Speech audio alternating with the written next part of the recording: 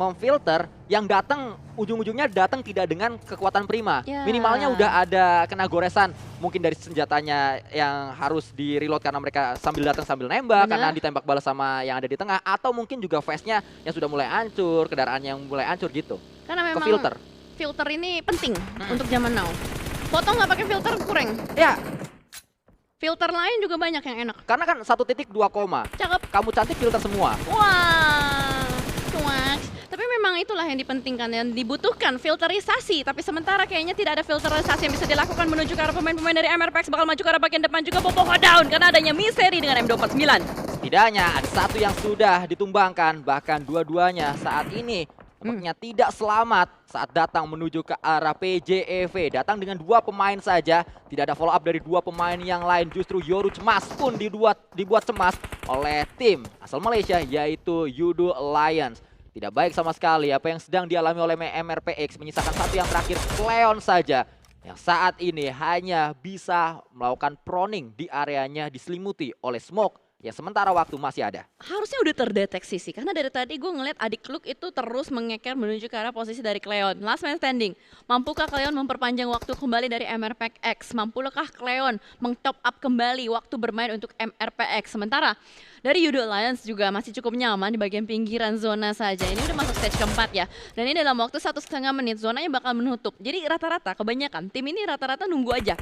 Tadi MRPX mungkin niatnya mau dapetin rumah dari PJV untuk bisa standby ke next circle-nya gitu kan. Ya. Tapi ternyata tempo permainan dari MRPX mungkin tidak terkalkulasi dengan baik. Ternyata PJV yang udah siap terlebih dahulu, mungkin udah ngeker duluan. Wih, ada yang datang nih, ada yang datang. Makanya tadi misalnya dia langsung dengan sangat sigap udah menggunakan M249-nya. Akan ada sebuah close combat yang mungkin akan terjadi sesaat lagi. Utility terlebih dahulu. Sebuah molotov. Lewat begitu saja molotovnya. No Mercy mengetahui di mana Snipes berada. Snipes dipukul. Tidak bisa kembali melakukan tembakan. Lontaran utility yang kedua dari No Mercy. Bisa langsung melakukan sebuah confirm elimination menuju ke arah pemain-pemain dari Geek Fam. Yang saat ini akan segera datang. Demrut terkena satu peluru. Ada balasan yang juga dilakukan oleh Nerpeko. Di sisi yang berbeda tapi Nerpeko terlalu dekat dengan Geek Fam membuat dia terkena utility. Meledak di sana. Tembakan dilakukan oleh Audrey. Tidak ada yang masuk Audrey. Justru terkena utility. Ada lemparan selanjutnya mungkin menuju ke arah Audrey dari seorang Mort. Dan betul saja Mort sudah melemparkannya. Meledak. Membuat Audrey tidak bisa melakukan banyak hal. Audrey harus di-revive, tapi Demrut kalau mau revive perlu resiko yang sangat besar dan bahkan pemain-pemain dari RRQ sudah mulai melaju dengan sangat cepat menuju ke arah bagian depan. Demrut berusaha untuk berkamuflase di dalam smoke itu bersebelahan bertetanggaan. Welcome! Dan Viv Atau setidaknya dua yang terakhir, tidak, satu yang terakhir berada di gudang. ya, last man standing dari tim Secret mungkin sudah nggak bisa ngapa-ngapain lagi ya. Dan dari dari RRQ berhasil untuk mendapatkan dominating karena 5 elimination point, bahkan 6 kali ini juga Hexas mendapatkan 3. Needs the minutes sih yang menjadi kunci dari RRQ. Sedari tadi mereka melakukan peperangan dan bergeser kali ini kamera menuju ke arah Vampire. Ada alter ego yang berusaha untuk nge-retake entry compound dari circle-nya. Alter Ego sempat memulangkan Vampire saat mereka tadi mendapatkan sebuah winner-winner chicken dinner. Potato harus segera menghindari sebuah bakaran tersebut, tidak bisa menghindar. Tumbang Alpha, tumbang Potato. Hanya menyisakan satu yang terakhir, itu pun tidak berada di area dalam dari gudang. Sehingga tidak banyak hal yang bisa dilakukan oleh Rosemary yang cukup jauh posisinya, bahkan sangat-sangat terbuka. Proning terlebih dahulu, sudah ketahuan Rosemary justru dengan proningnya mampu mendapatkan satu knockdown menuju ke arah Stone. Bisa mendapatkan satu, tapi masalahnya lanjutannya ini bagaimana? Rosemary sudah ketahuan posisinya di bagian luar sana, tidak ada obstacle sama sekali. Dan satu knockdown tidak berarti apa-apa karena belum bisa menjadi elimination point. Rosemary pelan-pelan berusaha untuk mendekat menuju ke arah gudang tersebut. Stone, Swaps terpantau di depan sana, sudah memberikan tembakan Rosemary. Fokusnya menuju ke arah Swaps. Swaps berusaha untuk mendelay kawannya. Stone berhasil di-revive. Swaps langsung memancing kembali. Rosemary seperti ikan lele dipancing dengan beberapa suara tembakan. Akankah Rosemary terpancing atau tidak? Tapi Rosemary turun ke arah bagian lower ground. Rosemary tidak terpancing.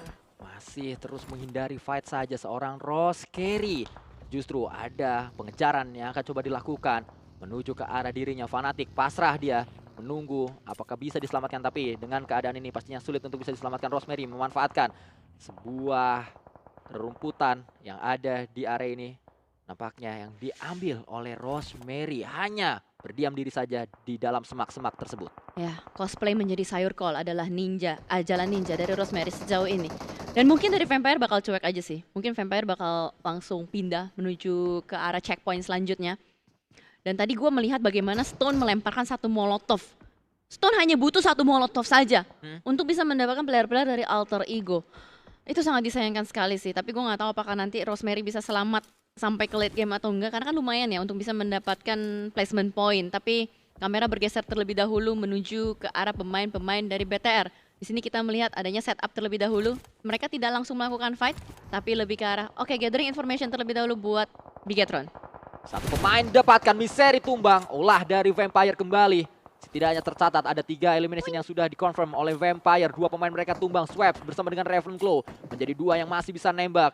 Tapi PJEV juga terus melakukan pressure menuju ke arah Vampire. Rosemary di belakang sana hanya berdiam diri saja. Tapi kalau kita lihat dari PJEV tadi, ada satu senjata airdrop yang sudah dimiliki oleh tim tersebut. Ya, belum terpantau ya tadi dari AMR kayaknya PJV. didapatkan.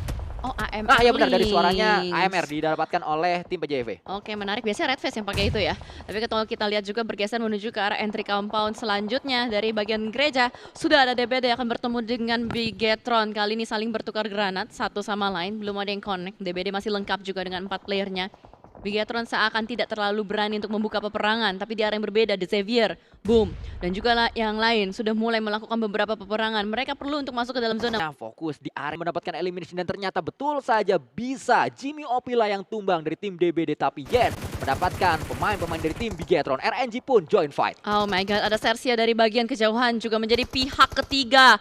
2 player yang masih bertahan dari Bigetron Red Villains. Ada 1 player yang kelihatan tidak diganti senjatanya, dan Boychill, apa yang dilakukan sangat disayangkan sekali. Keterlambatan, keraguan tersirat di gerakan Boychill. Dia ragu-ragu, gue lempar atau gue pakai senjata. Dan akhirnya kehilangan waktu, kehilangan timing, kehilangan momentum, menyisakan Satarless seorang diri. Yang menjadi pertanyaan adalah padahal Boychill yang melakukan tembakan duluan, tapi justru dia bisa di counter oleh lawannya yang bergeser kanan kiri sedari tadi. VPE tumbang kembali satu pemainnya, Boom juga tumbang. PJV datang menuju ke arah GE yang terlambat menuju ke area ini. Lontaran utility terlebih dahulu, Molotov yang bisa membakar satu persatu pemain-pemain GE atau setidaknya membuat GE kepanasan di Miramar. PJV, GE, dan juga Vampire, 3 tim yang sedang berusaha untuk memperebutkan titik ternyaman. PJV lah yang memenangkan fight tersebut, dan PJV juga tumbang karena adanya gangguan-gangguan dari luar sana. Itu terbuka, 1 player tadi terpantau, Lynx nampaknya berhasil untuk tarik mundur ke arah bagian belakang. Namun Chaos kayaknya kali ini terjadi juga. Master Ichi sebagai last man standing berusaha untuk menyelamatkan kawan-kawannya. Ternyata dari Yudo Lions juga join the fight dari bagian kejauhan. 1 nades connect menuju ke arah Lynx dan juga Zuxi. PJV terpancing keluar rumah nih nampaknya, Sanskui. Sangat disayangkan padahal mereka memiliki sebuah tahta di belakang Misery yang diberikan tugas untuk menjaga tahta dari PJV, dan Misery setidaknya mampu menjadi filter. Inilah yang harus dilakukan agar rekan-rekannya bisa untuk merangkak. Tembakan dilakukan kembali oleh Misery, tapi 2 pemain yang sedang tersungkur tadi langsung dipulangkan menjadi confirm elimination. Satarless mendapatkannya menuju ke arah Yen. Knockdown kembali dialami oleh DBD dan fight berkepanjangan terjadi di area ini. Satarless mencoba untuk bisa melakukan sebuah strategi mancing di atap, tapi ditembak oleh Reizi. Ya, tidak mantap nampaknya kali ini untuk strategi mancing di atap tersebut. Memang dari angle shot Reizi nyaman banget, lihat. Ini terbuka banget. Satarless tidak punya apapun. Tapi dari DBD, gue juga nggak tahu apakah dia bisa keluar dari lockdown yang sudah dilakukan oleh Reizi atau tidak.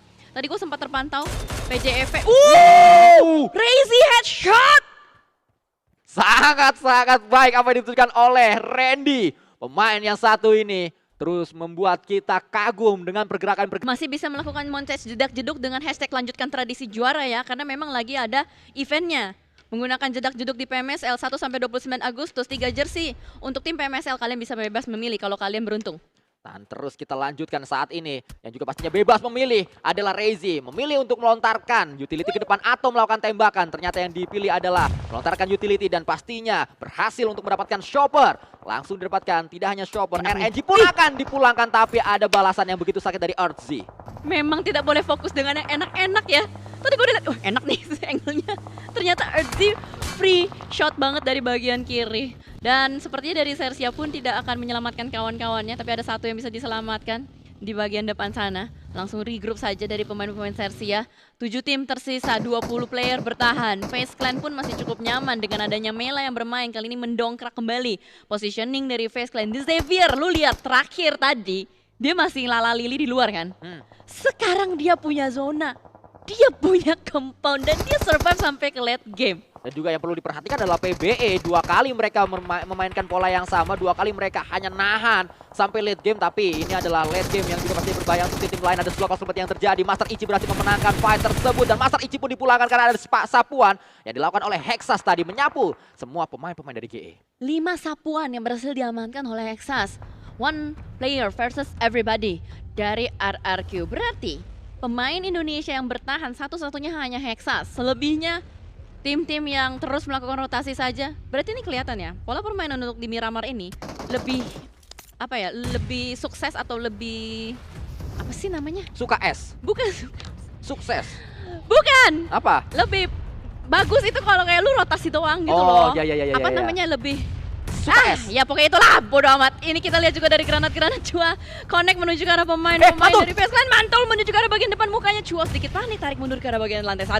Panik dikit nggak ngaruh, tapi ngaruh karena ada lontaran dari Win Torres menuju ke seorang Chua.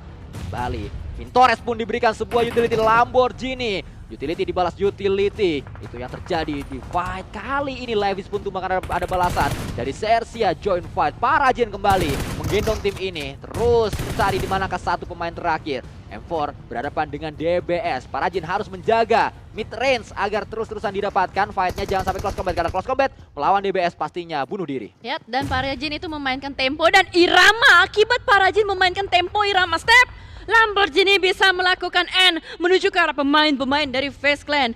Memang Ardhito Pramono ini pintar dengan irama-irama lagu. Sangat baik pemain asal Vietnam yaitu Parajin yang memang kalau kita lihat dari asetnya sekilas mirip Ardhito Pramono yang terus terpantau saat ini. Earthzy yang dari tadi mengganggu berbagai tim dari jarak yang cukup jauh. Dia mulai ketahuan posisinya, tembakan kembali dilakukan. Terlihat juga ada skin kendaraan dan juga informasi yang saya dapatkan dari official PUBG Mobile. Skin kendaraan yang terlihat di dalam in-game semuanya adalah bug sehingga tidak ada tim yang dikurangi poinnya. Oke, berarti yang valid adalah itu ya. Itu hanya ilusi. Ilusi semata. Halusinasi semata. Tapi kalau kita lihat RRQ Hexas nampaknya masih bisa survive sampai ke top 4. At least top 4, at least bisa mendapatkan placement point.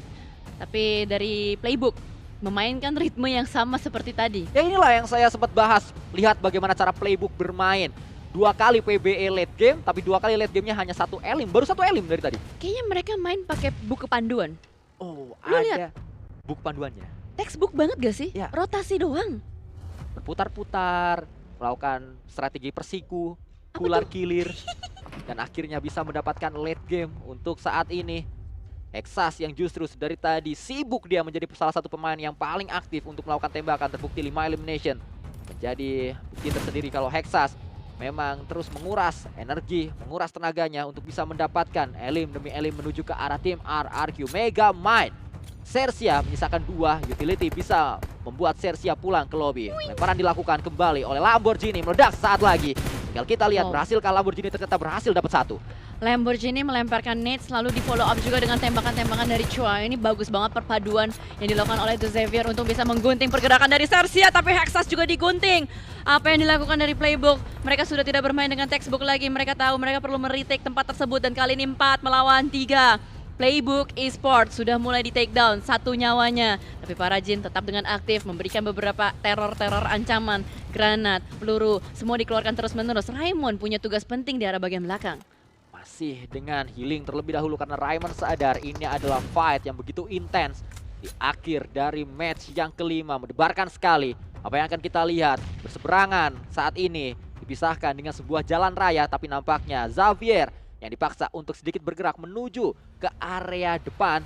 Sementara itu playbook yang hanya akan menunggu saja walaupun circle atau blue zone maksud saya sudah mendorong mereka. Blue zone yang paling mepet ini playbook. Dan The Xavier pintar, dia majuin. Dia mau main lebih tengah lagi supaya tidak ke-push oleh blue zone-nya. Dan kali ini ternyata juga dari Cole bisa membuat sebuah counter shoot, counter attack. Menuju ke arah pemain-pemain dari The Xavier. Terpantau di depan sama Through the Smoke.